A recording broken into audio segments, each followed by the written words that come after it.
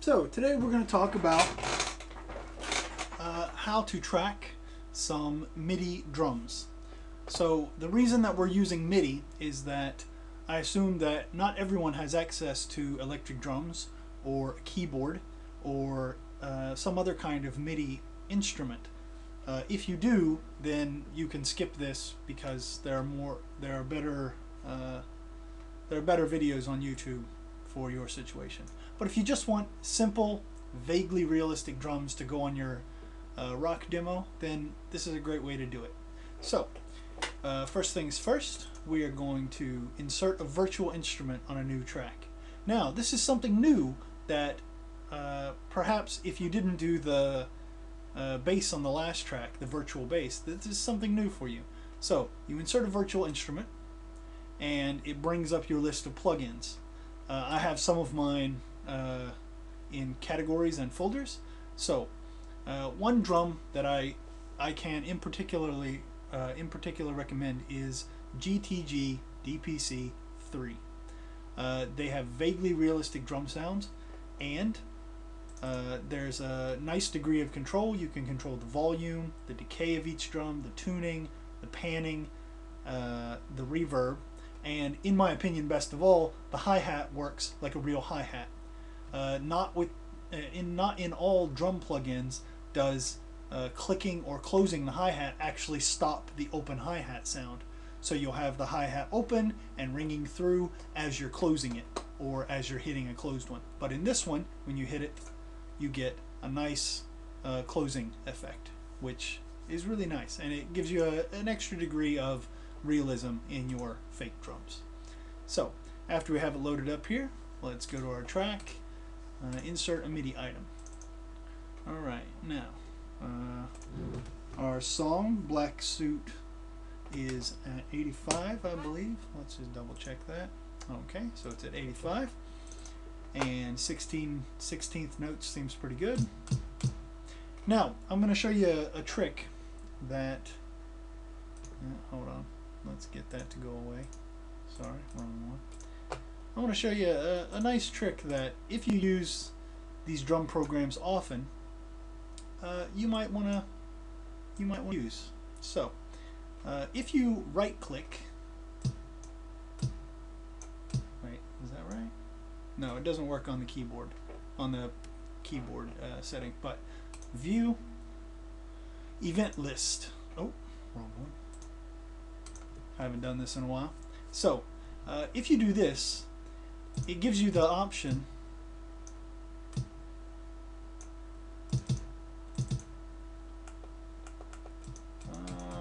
for some reason it's not working on my mouse, but you can rename these notes, and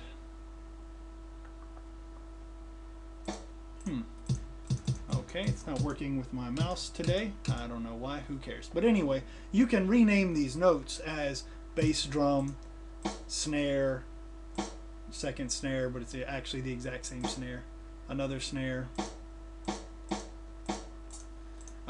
These are more or less set up to general MIDI standards, if I remember correctly. But anyway, let's get into tracking some drums. So, bass, snare. We want our lowest tom.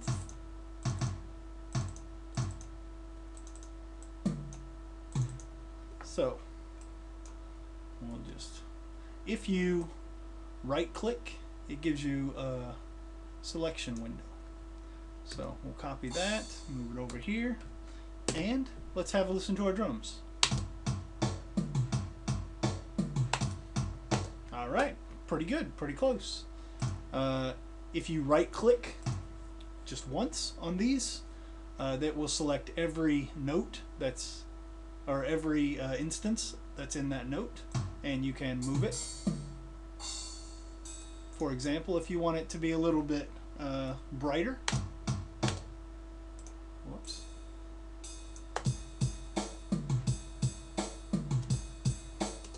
And just to reiterate this nice point, this is a closed hi-hat, this is open hi-hat, and this is stomp. Okay.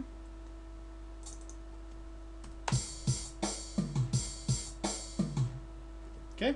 It sounds. It gives you a little bit more control, and it's a nice plugin. Another thing you can do is you can adjust the velocity of the notes, and that will trigger how hard it hits. So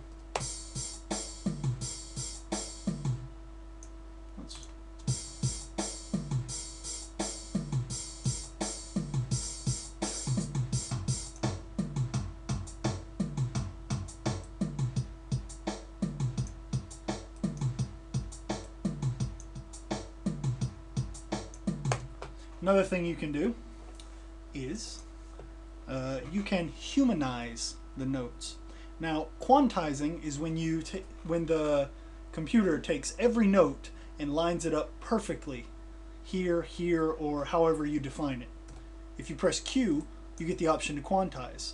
You can use the grid, you can manually quantize, you can quantize how you want, okay? But in our case, we inserted every single note and we haven't touched anything. We have our snap to grid on, so everything's already quantized. But it makes it sound quite robotic. One thing you can do is humanize. Press H on your keyboard and brings up humanizing. Now humanize will randomly move the timing 1%, change the velocity 14%, and you can tell the timing bias to go forward or backwards. So let's move ours forward a little bit. Let's make our timing off by 3%, and you can click apply as many times as you want and it will keep changing. Even though you can't see it down here, it is changing it. Alright, now let's see how it sounds.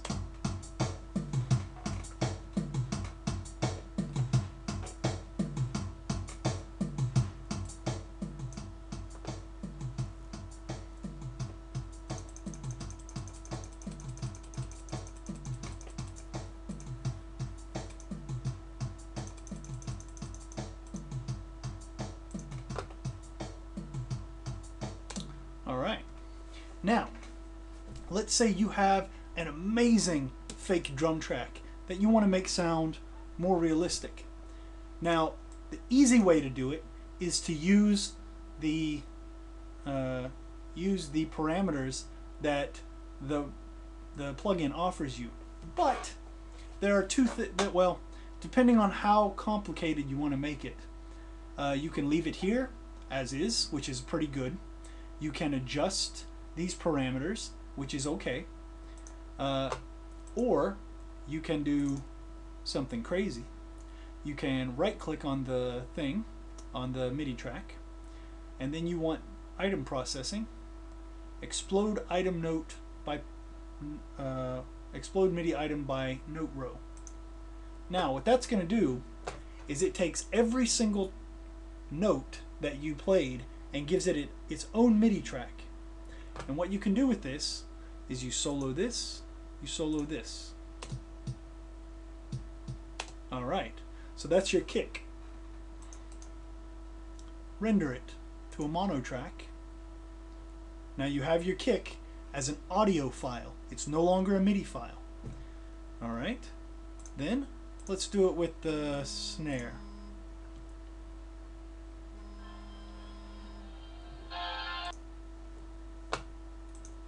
Okay, so we can take the snare and do the same thing.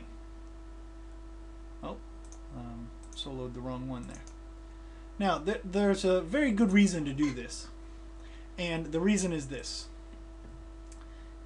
If you have your track here, and we'll just mute we will mute the bass and the snare from this, so now you have, okay? The reason that you like to have audio files is that depending on the computer that you have, it is sometimes easier to process raw audio than it is MIDI because, well, for whatever reason. But another thing is that you can apply your plugins to the individual drums, which is not something you can do if not something you can do if you apply an effect here. It's going to affect all the drums. For example, if we put a bit crusher, which is a nice nice VST that makes your audio sound terrible, but in a nice way.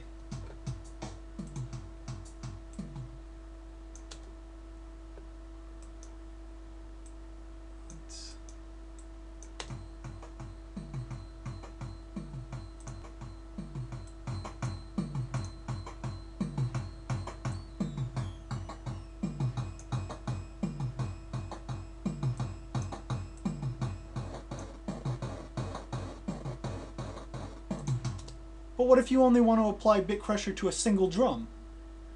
That's what rendering does for you.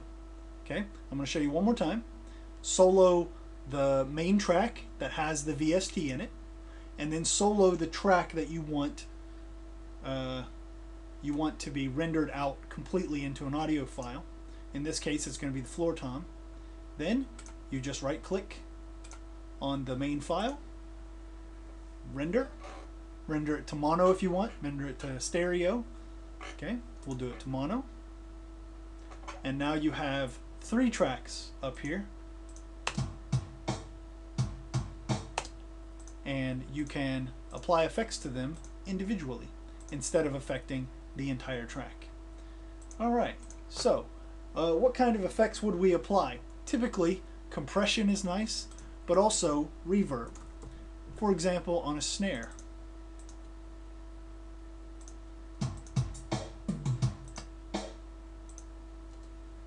Let's see how she sounds all by herself.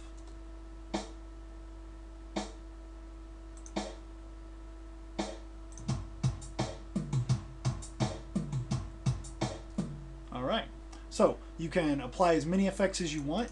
Now, if you want, you can copy the tracks. So let's say for this one, we want that nice bit crusher.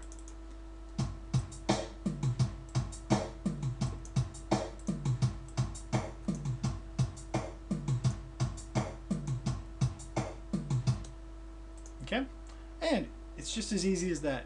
You can make it as detailed or as simple as you want. I would think for a very simple demo, for example, something you want to send to your other bandmates, you might just use the DPC. But if you're going for something a little bit more professional, or something that you need to shop around and you don't have access to an electronic kit, or you can't record your real drums in the studio, then you could play around with this all day and probably come up with something that sounds pretty decent. So, if you've been following the tutorial, we have our guitar track, we have our guitar disguised as bass track, and we have our drum track. Let's see how she sounds.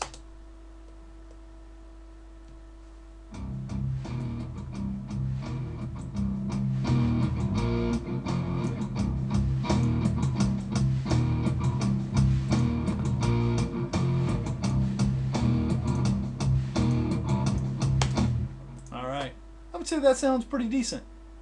Next time, I will show you the last piece of the rock demo puzzle, how to record vocals.